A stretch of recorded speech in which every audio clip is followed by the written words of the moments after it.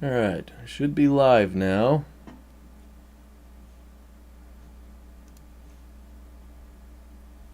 Alright, I should be live now. Yep, I can hear myself in there. Let's go ahead and put that down. Should be live now. Yep, I can hear myself in there.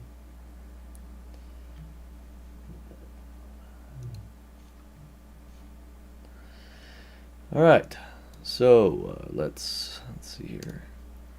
The live stream thing is still really funky to me, so I apologize if anybody gets bored here, or if things don't work out or look the way they need to look. That's for sure. Quality should be better than 360p, but I guess it's not. What's going on here?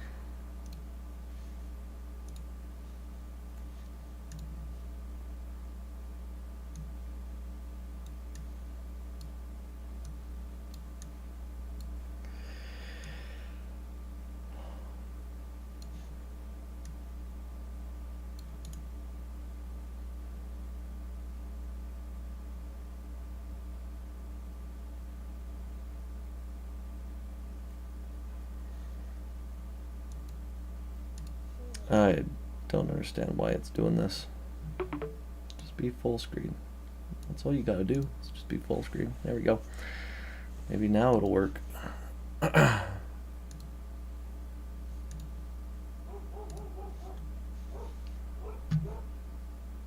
Still kind of hard to see everything. Well, I think that's just the limitation of YouTube at this point, because it should not be 360p.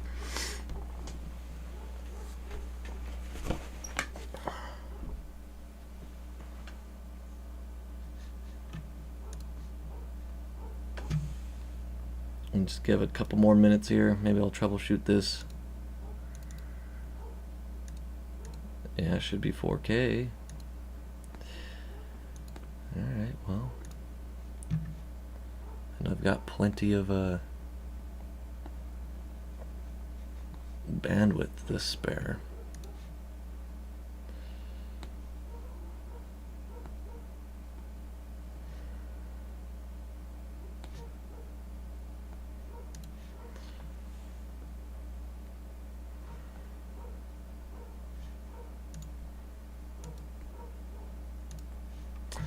Alright, well, let's at least get Gaia open real quick.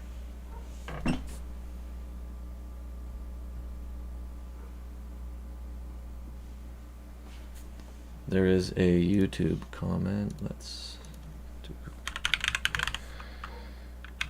.com. Actually, you know what? Let's do this. There we go.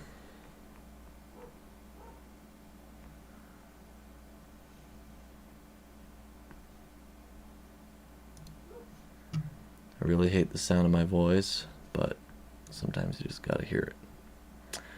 Is the update free if you have a pro license? Yes, it is.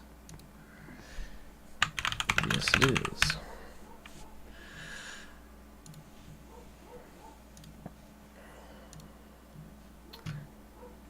There we go. We're getting some HD playback here. Good stuff. Okay, so it looks like it's working there. All right. There we go. Before it comes back at me. All right, so now that we have some HD playback here, let's go ahead and get this started. Again, sorry, I'm not very big on the whole live stream thing. I wish I was, but I have done a couple of them in the past, but I haven't done a whole lot of them recently. For those of you who do not know about anything going on in my life currently, I recently had a baby, another baby, so I have 2 kids now, so things have been a little interesting. So if you hear my wife come in and she sounds stressed or anything like that, she went to a corn maze here in town, and she might be wrangling kids. So if you hear some yelling and screaming in the background, I do apologize.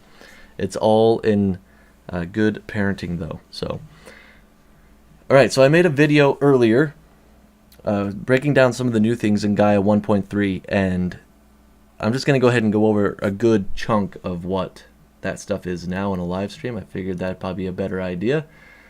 So let's go to quadspinner.com. And then from here, you can download the latest version of 1.3 right here. It's Bleeding Edge. So to kind of explain to you guys what Bleeding Edge is the newest either releases of the nodes or experimentations or fixes that will be released once they are all finalized and resolved completely into production ready. So if you download Bleeding Edge, you may or may not be able to use it in your production environment. It's very much more of a beta kind of build. So if you download this Bleeding Edge, there are a few things that are, I guess, broken in the sense that things are working in production ready in 1.2.1.8, but are not working in 1.3.0.0, which are pretty commonplace things like building out your entire scene at whatever resolution you need it to be at, whether it's 2K, 4K, 8K, 16K, so on and so forth. In this Bleeding Edge, the resolution is kind of locked at 2K, and anything above that will get a watermark. That's regardless of the license that you get, and that's more in the build itself. So it'll still work for a lot of things. You can get in there and play with it, play with all the new nodes, and experiment with 1.3 before the next update, which hopefully will be sometime next week. Crossing my fingers, and we'll be able to save out larger resolution files. So you can download Bleeding Edge right there. There are change notes here that we can look at, and we'll be going through a lot of these. I'm not going to go through every single one, but there is a lot of stuff in 1.3 that was released, a lot of this stuff down here in the fix, and so on and so forth. So for the most part, we're going to be breaking down just some fun stuff that I have been able to play with today. So if you watched the video I made earlier, then sorry if I sound like I'm stopping, it's because I am extremely tired and I'm getting over a cold. Not COVID related, but I'm getting over a cold and I have to stop and think for a second. Anyways, we go back to the video that I made earlier. I kind of go through the templates here. Not all of them, I just pick and choose a few of them throughout the video. But these are now your new quick starters. But other than that, the splash screen is the same, just kind of redesigned. We have an open file button here, and we have our recent files here where we can open up things that we've been working on. If you have a license that you need to enter, you can enter it here. And if you need to change settings, you can change the settings by clicking on that little gear icon right there and choosing whatever it is that you want to choose. There are some settings that are not available in 1.3 that are in 1.2 inside these settings, like decimal sliders and stuff like that, but I imagine those things will make a comeback in a more production-ready environment.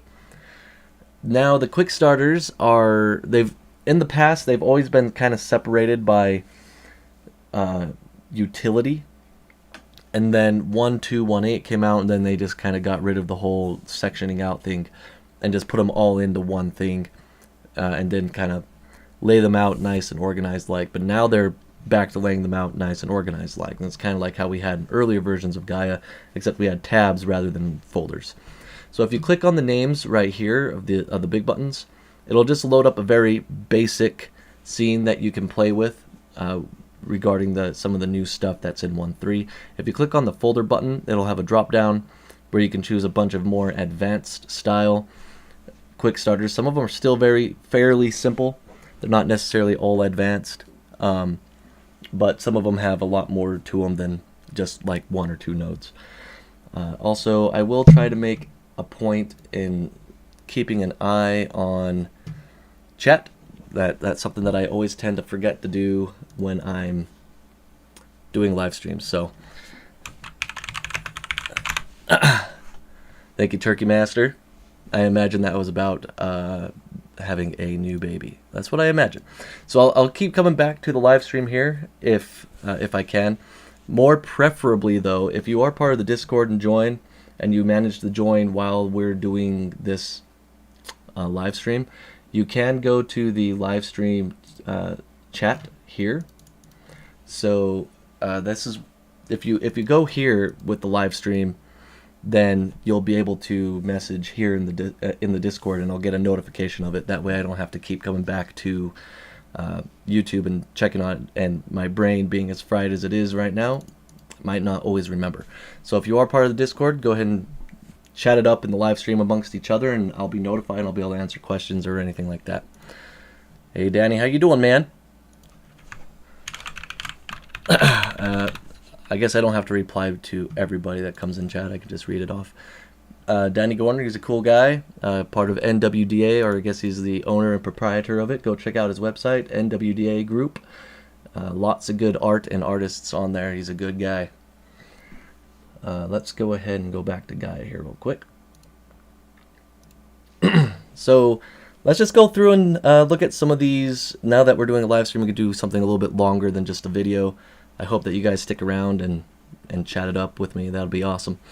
Let's go ahead and just start with landscape. So if you click on the big button there, we'll just get a basic landscape, and I kind of showcased this in the video before.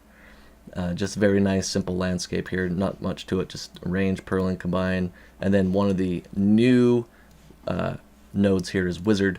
And I break down wizard a bit in the last video, but essentially what it is a simple implementation of erosion. So if you have the basic erosion node that has been with Gaia since its birth, this is what you get by default when you attach it to any of your nodes, and it does a pretty good job. And then you have all these sliders for exact control. Wizard kind of takes away the exact control, but kind of gives you more of a broad idea of what you want.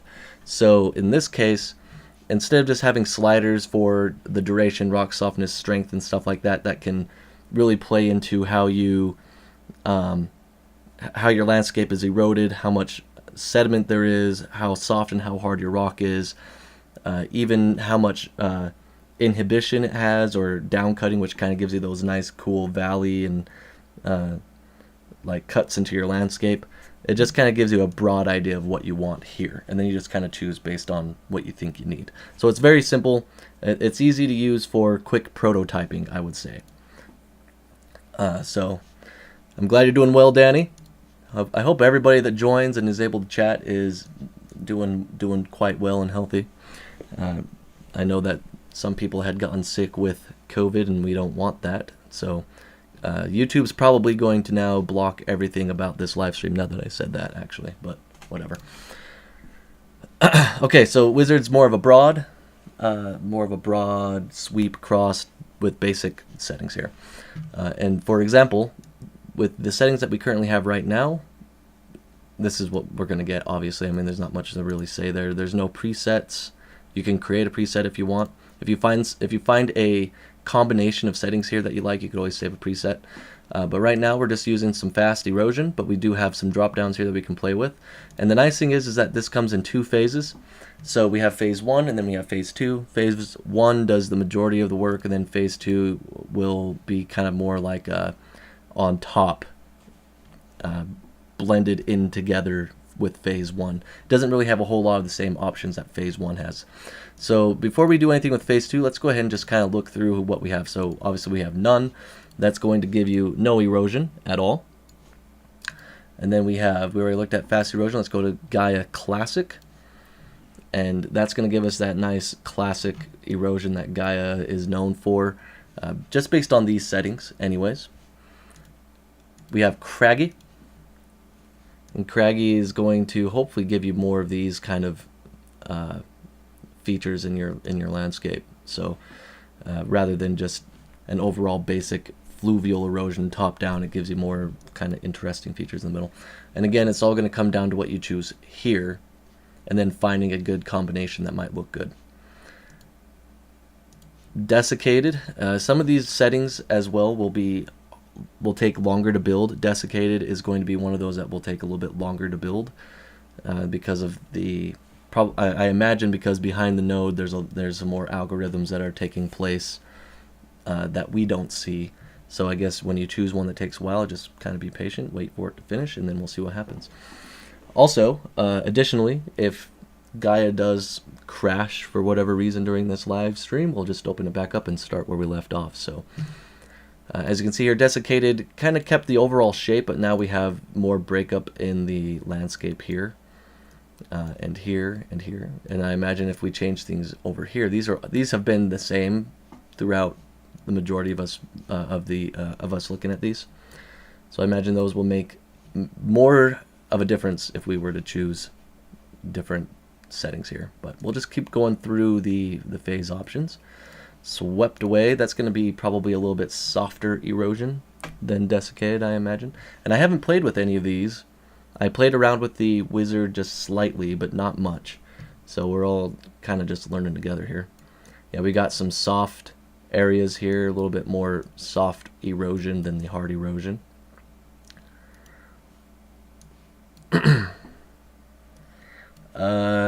Covingsworth, yes, this is the cutting edge build or the bleeding edge build. So this will be the one that will be located if you were to go to Quad Spinner's website and to download Gaia.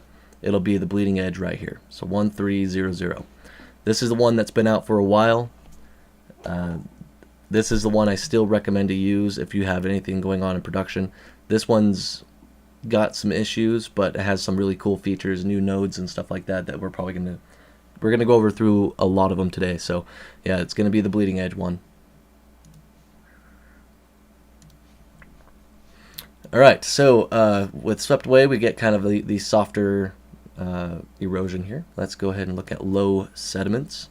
And I mean, Quad Spinner really does try their best to name things in a way that makes more sense from the get-go. Low sediments meaning that there's going to be sediments more at low elevations and probably inside of cracks and crevices. Then we got a 2-pass. So instead of 1 pass, we get 2 passes of erosion. So we get a little soft or a little harder erosion or stronger erosion than if we were to just go with a fast erosion. And then a 4-pass, and again that's just giving us 4 passes of erosion, which kind of doesn't necessarily desiccate the entire landscape, but it does provide these more old mountain features across our landscape. So that's cool. We got some pretty interesting looks going on here with just the phase 1 options, but we also have phase 2, and there are different options in here than there are in the phase 1. So we have none, which does nothing. Then we have the mild erosion, and I'm just going to go ahead with none here and see what happens, just to play around with that. I imagine it needs to have some kind of first phase for it to really work. No, it doesn't. Okay. Alright, so we have mild erosion, and as stated, it doesn't do a whole lot. I mean, there's not really deep grooves or anything. This might be really good for sand or dunes, things like that, things where you need to have erosion. You're quite welcome, Covingsworth. And where you just need to have some sedimentation, maybe not a whole lot of fluvial lines, not a lot of breakup, you might want to go with something like mild erosion. Rivers is probably going to be pretty self-explanatory, where it cuts probably deeper grooves into the landscape, gives us these little river runs like this right here. And again, some of these things might be easier to see at higher resolution. So like this right here. So if we were to go to none, we don't have those. And then we go back to rivers. Now we have these like cutaways that look like little river runs. So, and we have channels. Channels gives us these channels, and again, a lot of them, they're just pretty much self-explanatory. They just give you these dark, deeper like channels or little canyons, I guess, in the landscape, depending on where you're coming from or how you're looking at it. Little cuts in the landscape. Low deposits. It's deposits that are a bit lower in the elevation, probably down here more. So if you keep an eye down here, and the way I'm telling this is some of these effects are very subtle, especially when you don't have a whole lot of base erosion going on. But the only reason why I'm guessing here is because these features right here blend really well with the bottom part. So if we were to go back to none and apply that, yeah, you can kind of tell how that works. So we have low deposits. There we go. So just the sedimentation just kind of gets lower in elevation. That's just kind of like where they settle. Pitted surface, probably just get a bunch of pock marks on the landscape. Yep, like that. And this right here comes in handy when you're doing thermal erosion. If you bring out like the thermal erosion node out here and you do something like a strong heat fused rock, then this right here, the pitted surface, makes a lot of sense because in the desert and I just came back from Colorado on a little trip that I took, and we were around the Red Rocks area in Colorado. That's pretty close to Denver, and there are these big, massive rock structures that just kind of come out of the ground, kind of like this right here. If this just had a little bit more folding, so all of this would be like sand and rock and streets and maybe some pathways that people jog on, and then you have these big rock structures like this one that come out of these lower areas, and they're just fused together from the heat and pocked all over the place like this. So these little pitted surfaces, so that kind of effect together will mesh pretty well because it's actually not that far from reality. We have Hawaii furrows, and you could see a lot of this stuff probably in more like lava beds, or I guess it would be more like lava that's hardened or something like that. We just have some really deep down cutting on this landscape that's occurring, and then collapsed. So that kind of breaks down the wizard node there. And the collapsed looks like we're getting like a little bit of sedimentation and erosion here, which is a very mild erosion, but I'm not entirely sure why it's called collapse. Oh, okay, I see. Okay, yeah, because these edges, they just kind of break down on themselves and collapse. That's probably why. That's what it looks like. I'm gonna need to get some water. Alright, so that'll be the wizard node, and I didn't go over everything here. We do have other options. We have the bulk, and if you are familiar with 1.3, the new mountain node, well, it's the old mountain node, but they added some additional stuff to it. So this is the mountain node, and now instead of just this basic mountain feature that you get right here, we now have a bulky option. When you select that, it adds additional bulk to the mountain, so you have a lot more to play with. And this is important because as you're eroding your landscape, you want to bulk up the landscape. You don't want to start with something really small and tinny. You want to have something really bulky because the very nature of erosion, it takes away from your landscape. So you want to have something a little bit more large and bulky, and then erode that. That way you get better features, better details, things like that. You don't end up with really sharp, pointy peaks. And in the case of this mountain, we could actually erode through a mask right here the lower elevation areas, probably from about right here over, or even right here over.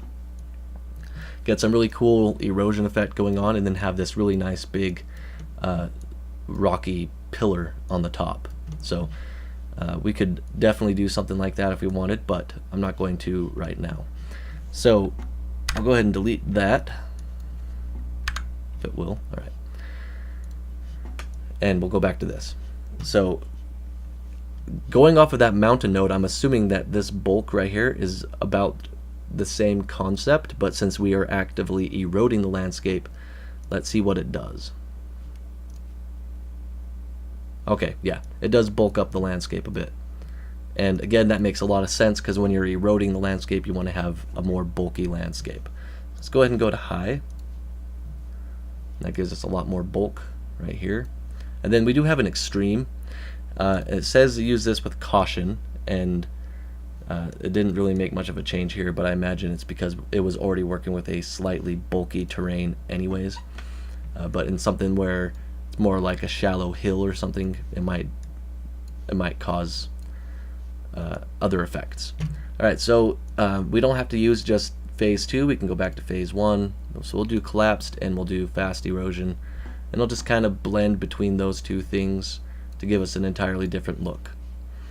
And then from here you can play with the settings, obviously, and they're all pretty self-explanatory. There's going to be the strength of the erosion, the density is going to be like your rock hardness. It's going to be either soft rock or hard rock. If it's going to be hard rock, you're not going to get as much sedimentation. If it's soft rock, you're going to get a lot more sedimentation. So let's go ahead and click on soft. There we go. So it kind of just breaks down the landscape a bit more, gives you this old mountain range style look. And then I'm not sure what this extreme one is. Is it going to be extreme hard or extreme soft? So let's go ahead and find out what that is. I'm going to assume that it's extreme soft. So it seems like it's going to need just a slightly bit more information on that one, but it seems like mixed is a good way to go. So the material, this is going to be what your erosion creates as you erode your landscape. Is it going to be more gravelly, more like sand, or more rocky? And if we go to rocky, we're going to get distributed rock surfaces across the, not like actual rock distribution, but we're going to have more rock features, I should say. And then sand's going to give us more like a powdery sand substance that comes from the erosion. Gravel seems like a good mixture between the two, where it's kind of hard but gives you kind of like a rocky but sandy-ish look. Channel depth is pretty self-explanatory. We can do deep channels or normal channels or no channels. Channel width is going to be obviously how wide the width of the channel is. So if we do, like, we have deep channels right now, which is why we're getting like these things going on. So let's go ahead and do high channel width, and let's see how that plays out. It does make quite a bit of a change, but I'm not sure if it makes a huge change in the channel width. Not one that I can technically see here, but I could be wrong. So I'm probably just not catching it. So the next one's going to be the deposits. We have normal deposits. Let's go with high deposits. So we should, if you were to get your masks from your deposition masks, you're going to get a lot more deposits if you increase that to high. And you can kind of see where the erosion is coming down here and depositing things down here. It's a little bit more soft. These are a little bit more soft, so on and so forth. Down here too. Removal is a little bit interesting because now I am not entirely sure what removal does, but I imagine it's going to probably remove some of the deposits. Let's go ahead and find out. So let's do none, actually.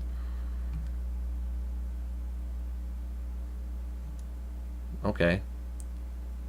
Yeah, it seems like what it's doing. Let's do high removal. It's probably going to be landmass removal. Not deposit removal, but landmass removal. And I think that pretty much takes care of the wizard node. I know we spent a lot of time on that, but that's probably the more interesting one that we can play with right now, that I think a lot of people would get a lot of use out of. There is this deterministic option, but it says it's slow. Let's go ahead and apply that and see what it does. I don't know how long this will take.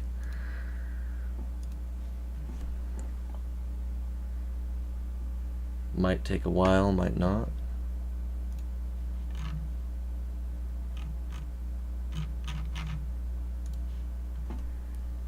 It looks like it's done. I don't know if it really changed a whole lot. Let's go ahead and uncheck it.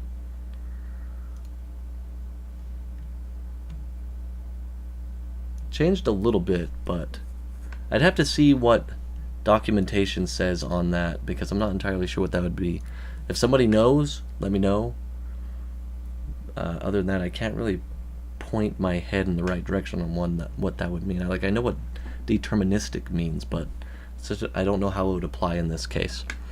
All right, so so that's wizard. That will hopefully introduce the use of erosion to people in a more friendly way. That way, when you're first getting to Gaia and you want to erode your landscape and make something cool, you could throw the erosion node on there. But then you're like, what's downcutting? What's inhibition? What's this random sedimentation and volume and sediment removal and stuff like that? Or what's selective processing? So there's all that stuff. You can just use the wizard, get a pretty decent look, and it has these pretty self-explanatory options that will allow you to make a cool looking landscape.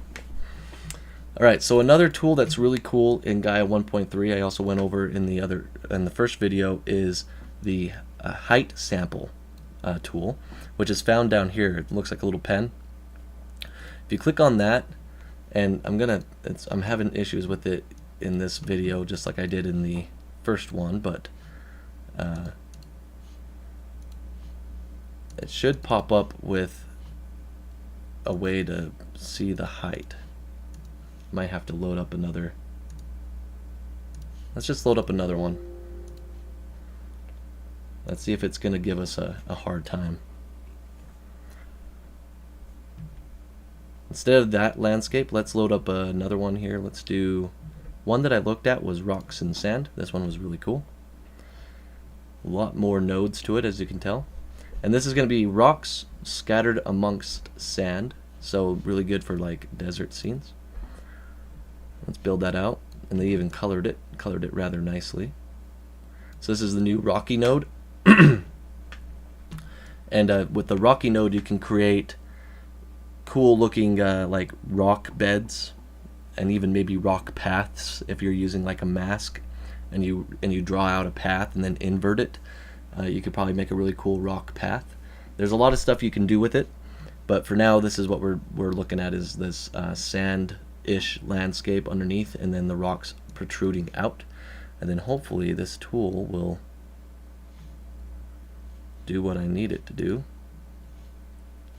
Looks like Gaia is going to say, no, I don't want to do that, which is not unheard of. So while Gaia is thinking, I'll go ahead and refresh. I was technically still at work when I started this, but nothing came up, and now I'm off. So I'll just close out Gaia. I do get force closes every once in a while, especially when I make changes quickly or if I undo. And apparently when I select the height selection tool, or height sample tool. Well, let's do rolling hills then. We'll do another one. There's a lot of them to look at, so I mean it doesn't, it's not half bad to just kind of go through and look at all the new quick starters and learn from them. So these are rolling hills, and the hills just kind of roll over each other.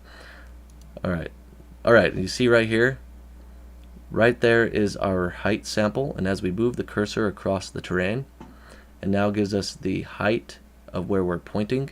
The downside is that when you click, this pops up, and you might need to click to rotate the landscape. And I found that when you're looking at the landscape top down and looking at it in 2D with no atmospherics, there's supposed to be a way to do this. Hold on.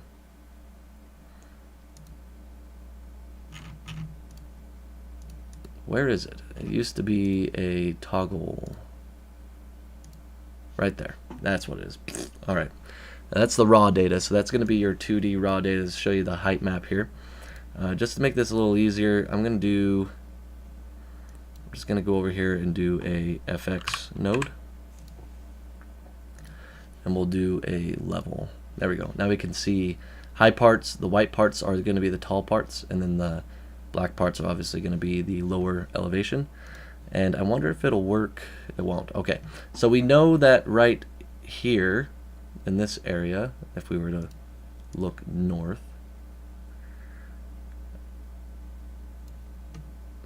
this area right here is going to be higher elevation, as you can see right here. That's about 2012.1 meters.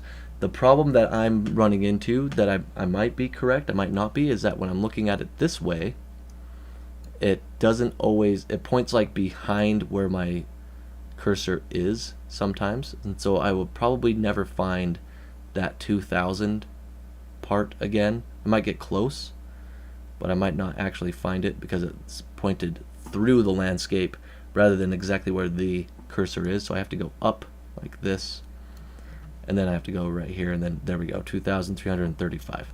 So I find that if I want to get the elevation data and be a lot more accurate, I'm looking top down rather than side to side or horizontal. I'm looking at it from a bird's eye view, and I can get a much better and more accurate representation of my height. But with that said, when you find the height you want, you can click on it and it'll pop this up and it'll tell you what it is in metrics and then the percentage of the height sample. Now in this case, I think it was incorrect, and it could still be buggy because right here it's supposed to be 2,284.1, and it comes up with 1,387, and that could be because of my mouse. I click. It could be like shifting it a little bit. I don't know. It could just be ultra sensitive, or it could just be wrong. So these are the kind of things we got to figure out by going through all the nitty gritty. But in any case, I'll continue here. You can copy the metric data right here by just clicking on it, and then now you have it in your clipboard. Or additionally, you can see now that one was accurate mostly, I think. But you can also copy the percentage right here. So and this is my idea. I could be wrong, but this is my idea. The percentage there is where you would want to put a percentage slider inside of Gaia. So if you have, let's see if we can find a percentage here. Let's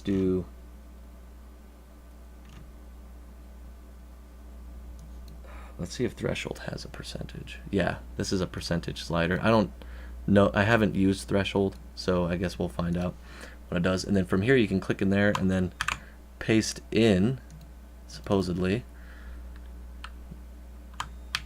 Doesn't look like it's doing it. That's alright. My keyboard is not functioning, so no, it's Gaia. There we go, 77. And that's about where I was sampling. So it'll give you the percentage of where you clicked, so when you go to a percentage node, like a node that uses percentages, you know where to put it. Right now it might not be as accurate, or there might be some bugs. I'm not entirely sure. It's just sometimes it's hit and miss. But in any case, that's what we end up with when we use whatever settings we're using for threshold here. Yeah, I'm not going to play around with this too much. So that is the height sampler. Now with that said, that's not the only place where you're going to find a height sampler. So if we go to a height node, or a height selection, we'll just do this one right here. There we go. This is the mask we're getting. It should be inverted, but I think that's because of the coloration I have right here. It needs to be this way. There we go. We now have a height selector tool here as well. So these tools right here. So we can click on minimum, and we can select a minimum, and it comes up with the measurement here as well. So now we've selected the minimum, and now we can select the maximum. We'll just, I like to, again, go to the top, select the maximum, and now we've selected the minimum where we had selected on our landscape and the maximum where we had selected. And that will, in theory, if the jankiness is just kind of sorted out a little bit, where I can actually get proper readings from like a horizontal perspective rather than a top-down, this could be a really easy method of making selections. There are still a lot of landscape applications out there that don't even allow a simple eyedropper selection tool. So this will be really nice, and I'm already enjoying it now despite some of the issues that I've ran into. So I'll still be using it in the future, and then I'll just make the minor adjustments that I need to make from there. And so a lot of those will a lot of these selection nodes will have eyedroppers The slope probably will not, though. Yeah, it doesn't. No eyedropper in the slope, but in the height there is. And there are a few other nodes that do have eyedroppers, and it's the ones that mostly rely on height. Where is one that I can use? I think thermal has one. I can't remember.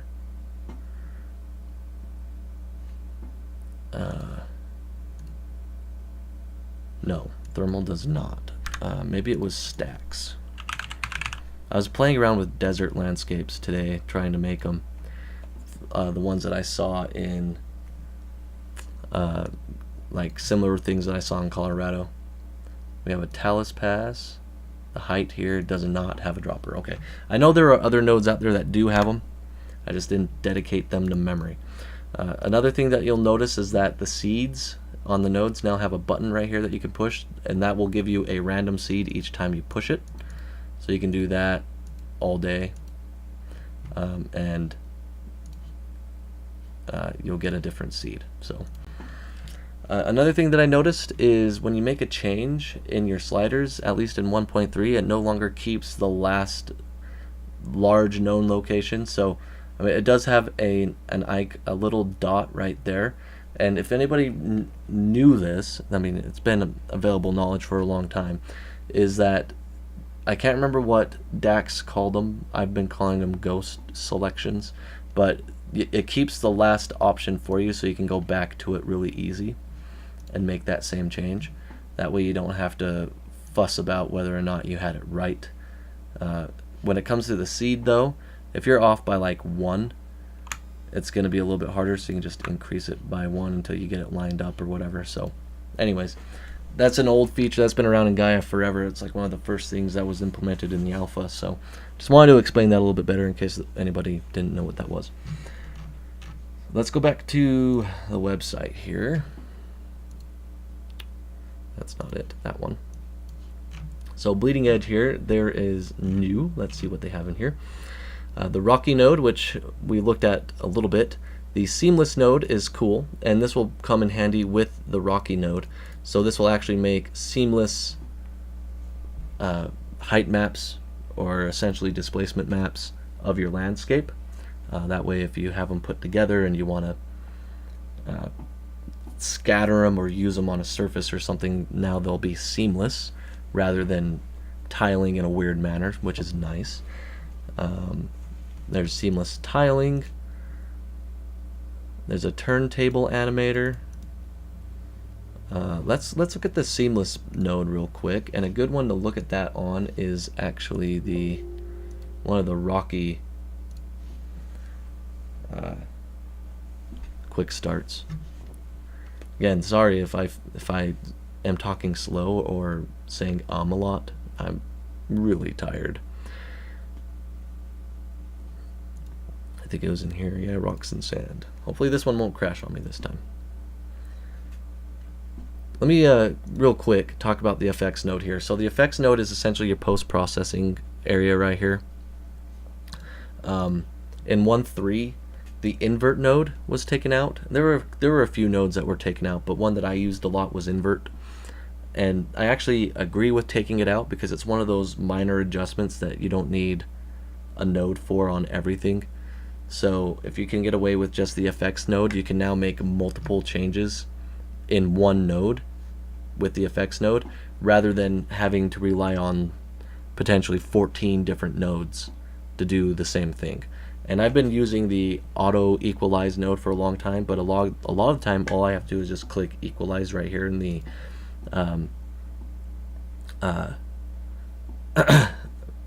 post process without having to use a node. But I don't need to do that because it's already in the post process. I don't need to have the node, so it just makes sense. It's a damned if you do and damned if you don't kind of thing, because a lot of people want to be able to keep their grids and their graphs really clean and tidy without having an abundancy of micro adjustments when you can just have the post process options.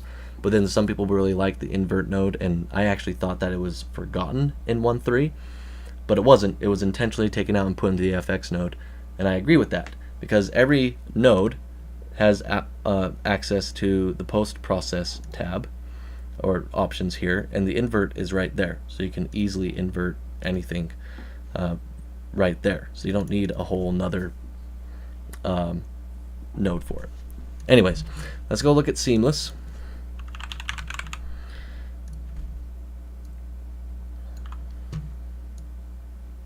We can't do it on that. Let's do it on the right landscape. That's for the sand. That's for the rock. Where is the landscape at here? Is it right there? Yeah, right there. There we go. All right. So now we have a seamless rock and sand map here. And you can shift the edges, or you can shift it on the X and Y and then increase or decrease the edge, and you can actually toggle the seamless preview. So this is what we had, or this is what we have it with it being tiled. So now you can see here, we do have a repeating tile. We have this bulk of rocks here, same here, there, and there. And now it's tiling across the landscape, as it should if you're going to be using it as like a texture or a displacement map for a wide field or something like that. So now you can seamlessly export, or you can export seamless maps. You couldn't do that before without going into Photoshop and doing some stuff, but now you can do it directly inside of Gaia. So that's good. So that's the before, this is the after. And it does shift the total size of the landscape, but that's intentional because it has to be able to tile correctly. And what's nice about this is that, yeah, we might have some tiling going on here, but we can actually go from this to copying essentially all of these nodes. Maybe. Let's see if it'll do it. Come on. Now, if it doesn't do it, what I was going to say is you can put on the seamless node, copy what you had before, or do something similar, set that up in another, combine with the seamless, and then you can stack on top of other seamless nodes and get a really rambunctious looking landscape. So I do that all the time in Quixel Mixer. You tile a material a lot, and that gives you enough data to work with where you can start just piling on additional details on top of that, and then eventually things don't look like they're tiling, but you have a lot going on that looks really cool. So we'll just kind of stick with my explanation there. Hopefully it makes sense, and then we'll just close Gaia and reopen it, or in this case I don't have to. But yes, the seamless node is really cool. It's actually something that I wanted a long time ago inside of Gaia, back before it was even released to the public. But it was in the works, or at least it was on a piece of paper, I guess, somewhere, as something that would be worked on. But it wasn't until now that it was released. So I'm glad it finally released, and it looks like it's going to work out pretty well. So good on that. Let's take a look, see what's going on here. No one else is communicating. That's fine. I think everybody is tired and went to bed, and I'm just rambling on at this point. But let's look at a few other things. Oh yes. We have drift noise. So I'm actually going to make a new one. We'll do a blank. And as you can see here, when you select blank, there's no more mountain or erosion node here. It's just a very blank slate, and it loads pretty quick because there's nothing there. So there is a drift noise. And this is really cool. I was playing around with this with a gentleman in the Discord that I operate, Semi-Neural. This drift noise is really cool, combined with a few other things. So let's go ahead and keep this on here for now, and then let's throw in a multi-fractal. We'll just do a multi-fractal because it's no real reason, it's just one of my favorite nodes. And I'm also going to do a gradient on top of that. And we'll stick with this for now. Let's just kind of change the seed. I think that'll do. Also change the gradient to radial. So let me get something more like that. And then let's do a fractal terrace, which seems to have been reworked and reworked really well. You can make really easy plateaus with the fractal terrace with changing the octaves and keeping the improved one. You can go back to the classic one, which was this, but the improved one allows for advanced shape separations and stuff like that. So we take this drift noise and we can plug it into the modulation of the fractal terraces, and now we've broken up those terraces and gave it a lot of cool modulation, so that's pretty cool. Additionally, let's do a drift noise on the gradient. Doesn't seem like it did what I thought it was going to do. That's fine. We don't need to worry about that. I just wanted to see if it would break up the overall gradient here, but we'll just do a quick warp, just so it's not so round. And you can actually do a directional warp on this as well and have it look really cool. And I'm gonna need a input here. Let's see if we can do that one. Hold on, I'm confusing myself. We'll keep the drift noise here. We'll just copy this one. The warp does not go there. That's why I'm getting confused. The warp goes after. Warp. There we go. But now you can use the modulation for the warp. There we go. Goodness gracious. You know I'm losing it when I can't even figure out how warp works. Alright. There we go.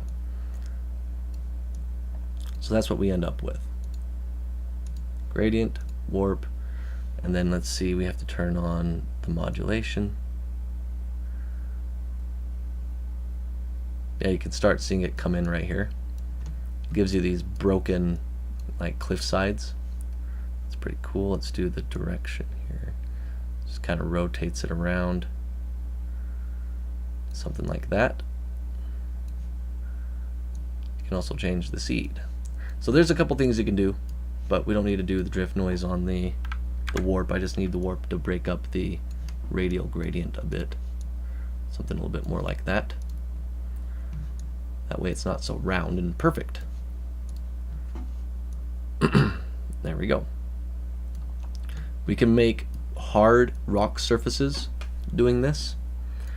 We can also do a D-warp.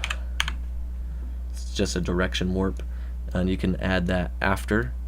And then for this to work, you do need a custom modulation. It says optional, but I've never gotten it to work ever without plugging something into the optional custom option. So and that's with playing around with these settings. So let's change the direction here. Should be applying different features here. What's it doing? Yeah, there it goes. Just gotta increase the strength. I don't know why it's copying like this. Oh, it's mirror. Let's do edge. There. About right there, I guess. No, I don't know. Because as I increase it, it might just be broken. I don't know. But as I increase it, you can start seeing how these edges are coming in. You can actually do that to set up a really cool looking scene right here where we can do, we have these slime trails right here, like a snail. We have these snail slime trails. Let's add a rocky ground real quick just to play around. I talked about Rocky in the last video. I recommend watching that if you want to know anything about it. And we'll do drift noise as well. Oh no, you can't do it that way. You gotta add a directional warp with the Rocky for it to work, but we'll just stick with this just for the time being. We'll do max. There we go. And now we have like this rocky kind of plateauish mesa looking thing, and then let's add some erosion.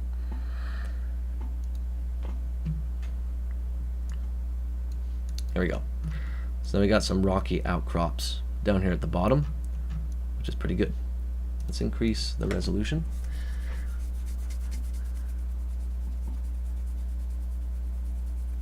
And I do apologize that this isn't going to turn into like a build. I will be doing more live streams, I hope. It just depends on how the baby thing goes.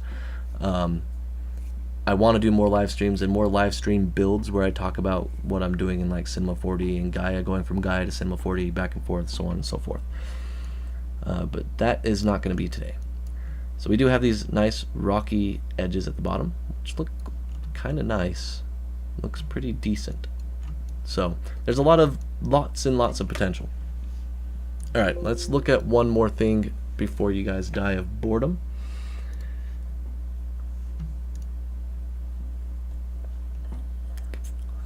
A lot of people had asked about the sea node, which is a lot like the lake node. So let's just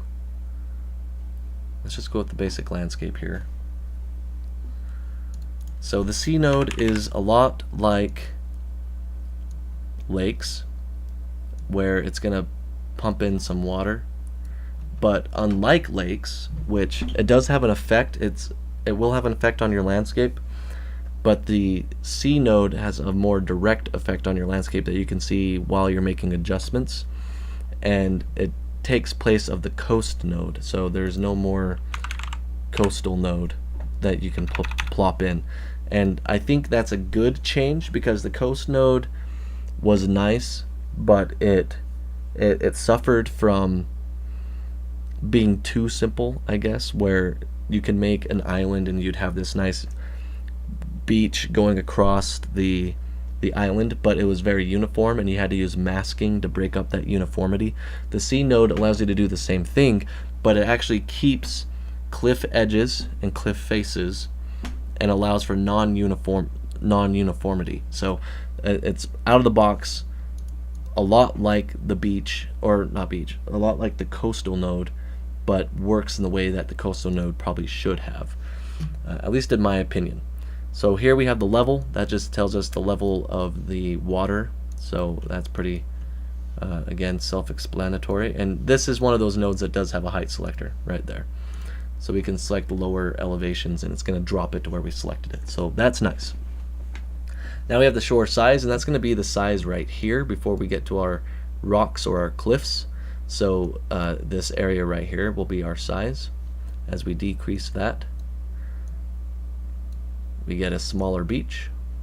So this will allow for some pretty interesting looks. If you're going for like a high altitude shot, you don't want these really large beaches where there shouldn't be any, so you just decrease it. And then you can also use an edge mask if you need to, just to make sure that you don't have a more uniform beach, but we'll get into that here in a sec.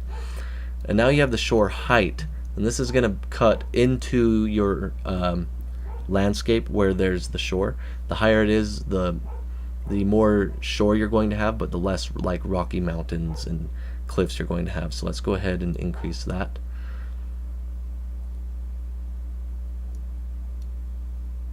Perhaps.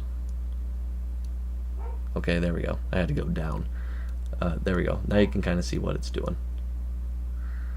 If you look right there on those rock cliff faces, so I increase it, it's making this cutoff right here more high or low, more steep or less steep. And now we have variation, and if you look around the shore here for the variation, you'll see, like, maybe on this one, I'm not entirely sure, you'll see like clumps of rock pop up here and there. So let's go ahead and increase the variation. Yeah, you can see right here, right in this area, and you can just pump it way up, and now it's not so uniform across the whole thing.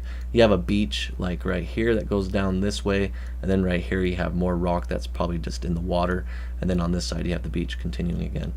And that just breaks up the variation, or breaks up the uniformity a bit.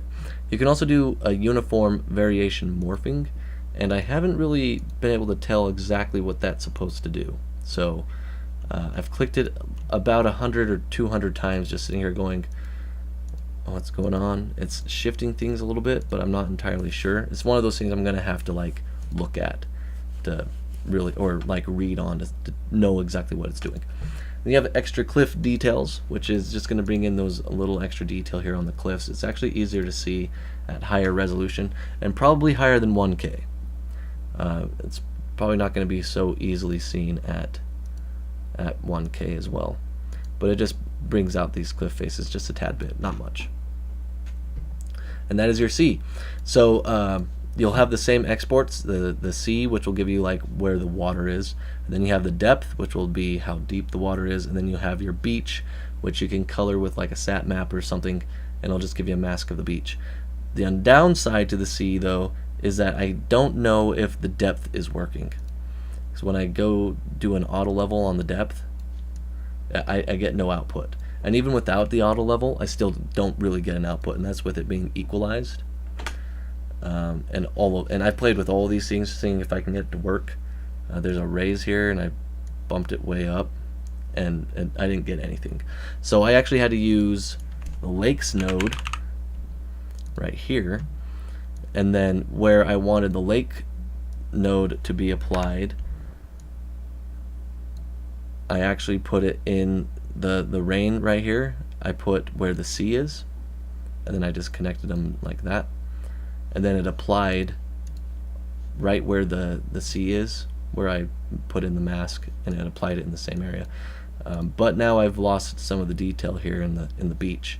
So you take this, you pin this as underlay, and then from here you can take your depth, put an auto level on it, and now you have your depth mask the way it's supposed to work. So that was my workaround. Somebody else might have found a fix or found a better way of doing it, but that's what I did. Okay, so those were some of the nodes that some people had expressed like intrigue in, and I want to be able to go through all of these things that they've posted on their website, but I just can't. There's just too much to go off of, and this stream is probably already going on longer than people probably want it to already. So I'm going to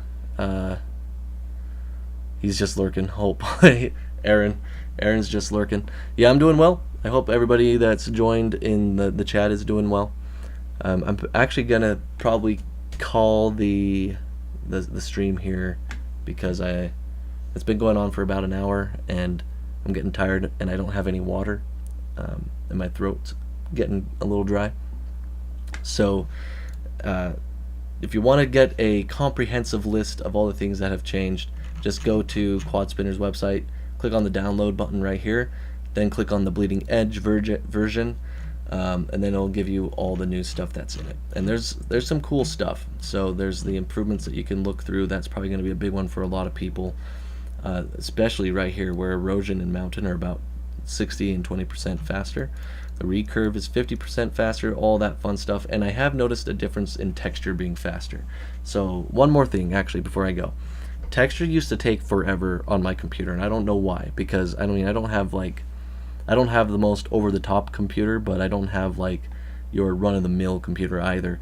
And for some reason, texture was like off and on. Sometimes it would be really quick, and sometimes it was just really slow. Most of the time it was just really slow. I actually did not like using texture nodes a whole lot because they took forever to build. There was a very noticeable difference in the texture node, so that is a good one for me. There's a whole bunch of fixes in here too. I recommend looking through these and wait, what's this one? Oh, Force OpenCL no longer crashes on NVIDIA hardware. Why would that not surprise me that like OpenCL being forced would crash NVIDIA hardware? NVIDIA really wants to tout their CUDA pipeline, and OpenCL is like the way it should go in my opinion. I don't know if any of you have like an opinion on that. Spit it out in the chat, I guess. I would love to have a conversation on that if anybody is familiar with those. But NVIDIA is really known for like all of their CUDA development, and OpenCL is just open to the market and people can do whatever they want with it, and it's like the competitor to CUDA. And it would not surprise me that NVIDIA's hardware would crash when OpenCL is being used. That's probably why we have a whole bunch of crashes, to be honest. I don't know, maybe not. There's probably a bunch of crashes for a bunch of other things, but I don't know. anyways, that is the list of all the changes if you want to go through each and every one of them. I will be making more videos talking about a lot more of these nodes. I just really wanted to sit down and play around and show you guys in a probably a more long form video than just a little 20-minute video that, you know, we only talked about a few things. Feel free to join the Discord. Hit me up on there. I try to be as responsive as possible, and I try to be as nice as possible. I'm not always nice. I don't always come across nice, I should say. I almost always try to be nice, but that might not always be the case. So, but I am, without all those words being said in such a weird way, we can have a face-to-face conversation on how Gaia is behaving on the development team, things like that. I'm more than happy to have a discussion. Believe it or not, I'm not exactly 100% close with the development team. I do talk to Dax quite a bit. I haven't recently because of the baby and all that, but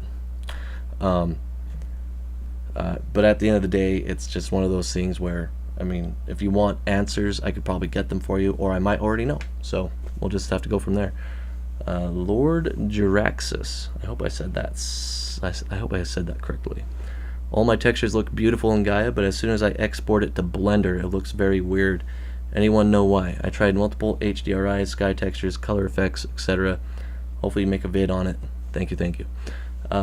Yes, so there is compression that happens in Gaia when you export color maps, and I get the same thing. So it's not just you, it is actually something in Gaia. And a good way to fix that, from what I've been able to do, is we'll just take out the C. Let's do just a quick thing real quick here.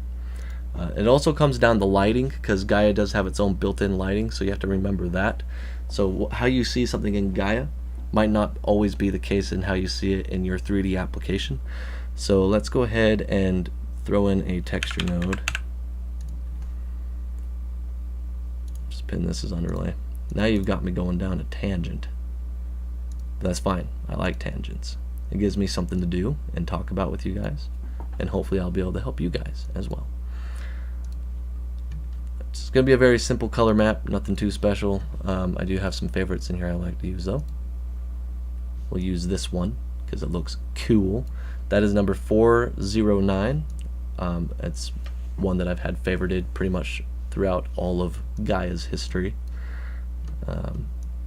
Or at least one like it anyways. I can't really remember the exact number, but I always tend to find this one right here that looks like this and use it because I just like the way it looks. That one and this one, real quick. This one as well. This one's good for rocks. It might not look like it right now, but when you have less slope in your texture and things get a little bit more bright and white instead of this green color, that is a cool rock color. That's why I have it favorited. But we'll just click on one of these. We'll go with this one right here. Alright, so we're gonna export this one, and we're also going to export this one. Now when you go to the build tab, and Gaia 1.3 does have an issue with builds, where if you try to build past 2048, and I think 2047 and 49, yeah, 2049, I think that's the highest you can go before it has an issue. I haven't tried that yet, don't quote me on it, but from what I've been able to try, if you build past 2048, even if you have a pro license, and obviously I have a pro license, then it's going to give you a watermark, just a big X going throughout the cross of the entirety of your landscape. You don't want that, obviously, but that's how 1.3 is, and there should be a fix for that next week, hopefully. Don't quote me on that either, that's just what I have heard. So hopefully it will be next week. I'm crossing my fingers on that because I would like to use 1.3 with higher resolution landscapes. Alright, so we have our height map is our wizard, so let's go ahead and choose TIFF 16, and then the sat map's our color map. And bit depth is important. You have more potential data to work with if you use a 16-bit color map. you'll just be stuck with a higher, a larger file. So I like to use PNG8 a lot of the time, but if I'm going to do anything to fix something, I'm always going to go to PNG because that's going to be a 16-bit file. The color space is going to be RGB or sRGB. I'm going to go with RGB and see if that'll provide me similar results.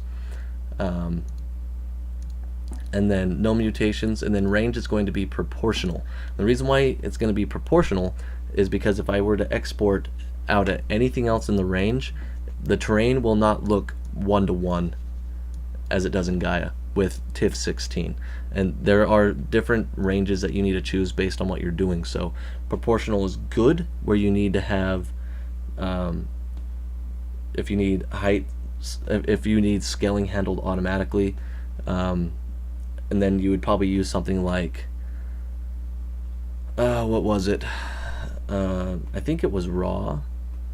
Proportional I think works really well with height maps as well as meshes. Well, I could just read these, I guess.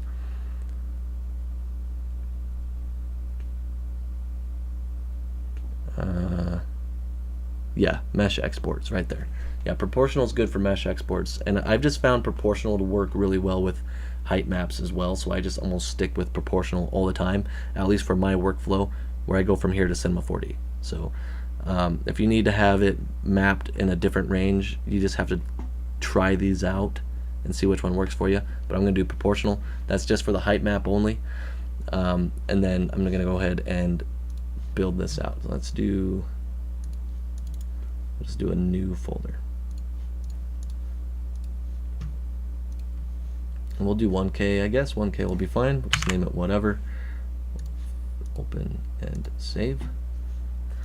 Also, I find that Gaia has a hard time. Looks like it's building right there. And 1.3 has a hard time saving to the folder that I chose to save to. It seems like it still puts all the files on the desktop, but I guess we'll find out when this is done.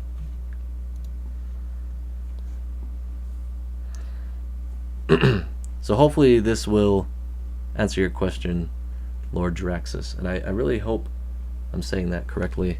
It's an interesting name, Jaraxxus. Alright, it's done building. Let's see what we have here. Yeah, so even at 2048 it gives us the watermarks. This is what we're going to get.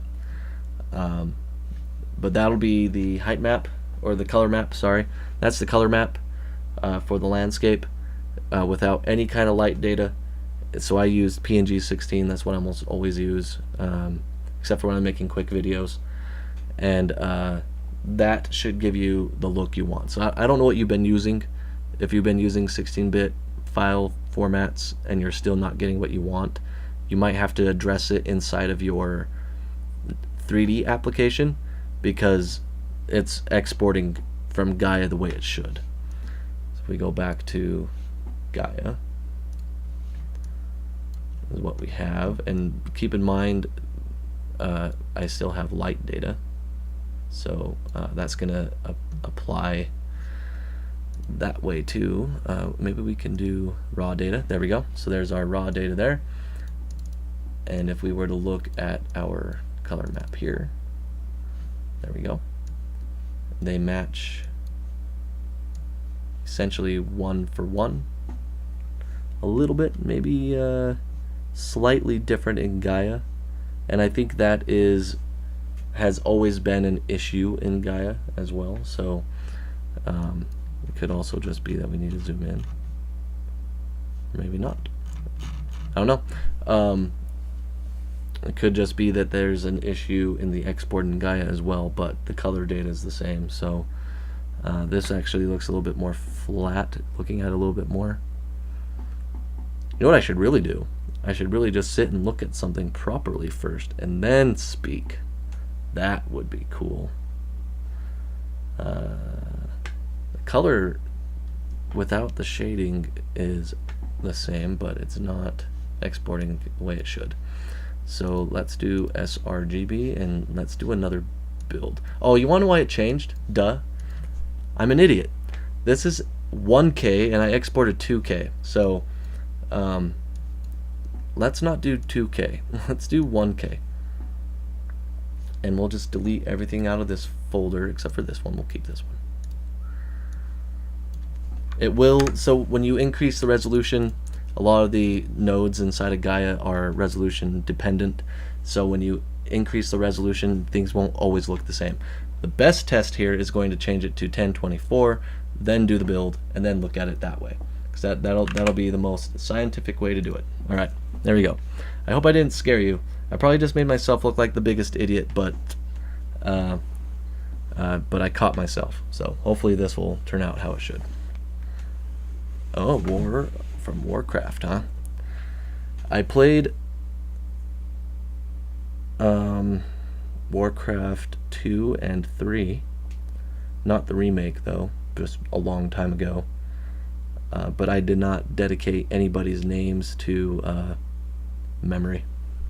I just kind of played the game. I was young when I played it. I think I played the second one when I was like 9 or 10, maybe 8, probably even as young as 8, and then 3 when I was like Warcraft 3 when I was like maybe 12 or 13 or something. You would think I'd remember a lot from my teenage years, but if I sound like a moron now, you should have heard me when I was a teenager. All right. So this will be a little bit more of a scientific test here. All right.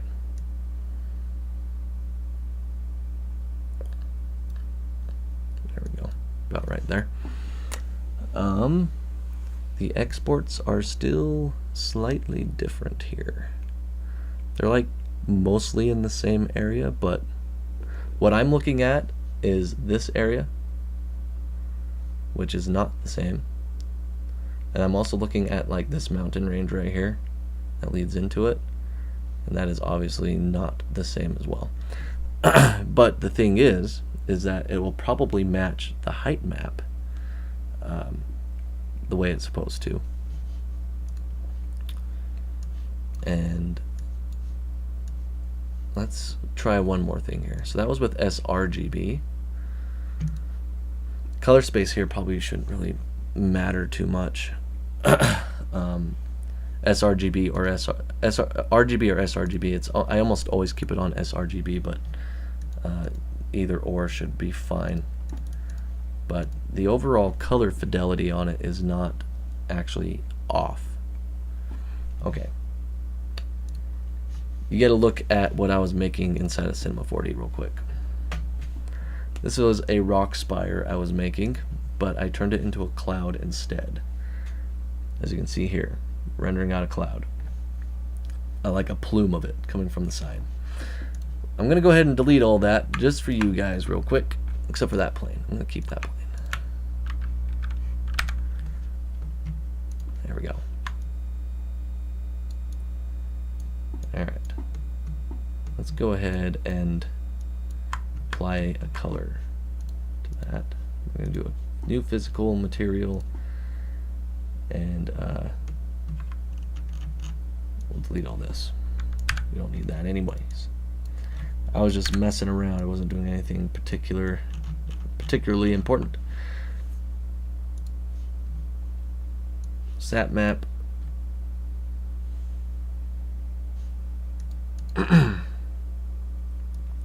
It's going to be kind of hard with that big X on it.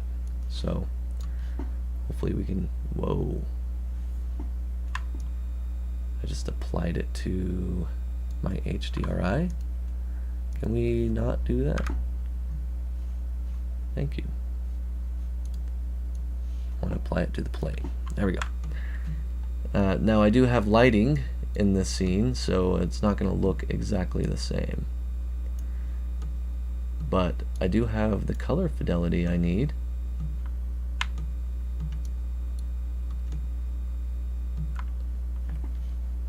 From here, you might have to go into the bitmap and then change the mipping, at least in Cinema 4D, to none. Otherwise, it's going to be really pixely and soft. So mipping just I mean, I can't remember the exact terminology for it, but if you look at the it's like a sample ink or something like that, but if you look at the color map here, it looks very soft, doesn't look very sharp. When you turn the mipping off, it will become more sharp and clear. That might be something that you might want to look at. I don't know. You might want to also make sure that your color profile is set properly, so sRGB instead of linear, or embedded. Sometimes it could be wrong if it's embedded. And then obviously you have your lighting properties here that will make a big difference too. So let me just reduce this down to like 30 seconds or something like that. Hopefully that answers your question, but it does look like there is some issues with exporting from 1.3 that needs to be resolved anyways. So if you wanted to play around with 1.3, now's a good time to do it, but I wouldn't rely on it for final exports because you're getting these watermarks, and that was at 1K. So apparently the tests I did earlier that worked at 1K was a fluke. So anyways, I went on for like another 15 minutes after I said I was getting off, but if anybody has any questions that are kind of lurking around and want to type something up, I'll be around for maybe another minute before I jump off, just to kind of give you guys some time.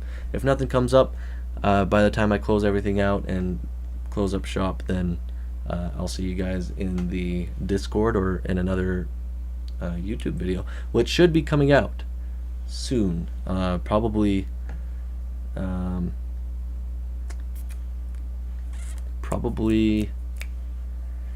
I'd probably say tomorrow or at the end of Monday. Monday will probably be the time that I'll put up another video, because I did two today, that first one and this one. So you guys are most welcome. I do this for myself as well, so I'm, like I said, my brain is all over the place all the time, so I like making videos where I can talk about things and I can go back and reference them for myself. But I like sharing them with you guys because I want you guys to have the information too. And feel free, if you watch any of my videos and if something is wrong or outdated or anything like that, and I explain things not very clearly, just let me know. I'm always trying to make my video tutorials more appealing and a lot more info driven and a lot less banter. I know a lot of my older videos there's just a lot of banter, so I try to keep that to the down low nowadays. But if for any reason that doesn't happen, just shoot it in the comments and then be like, yeah dude, what are you doing? And I'll be like, oh, thanks for the heads up, and then I'll stop. So except for in live streams I will go on for hours on a tangent, and I have either it's infamous or famous 6-hour long live stream that I did with you guys, and that was a fun time. You guys just kept asking question after question after question. It's a good time. I highly enjoyed it. I want to have another stream session like that, maybe not 6 hours, but a long one where we just have like people asking questions and I'm just going through your questions. So alright, I think that covers it. Not a whole lot of people are saying much of anything else at this point, so I'm gonna go ahead and shut it off. You can go back and watch the video or the stream again if you want, and then I will see you guys in the next one.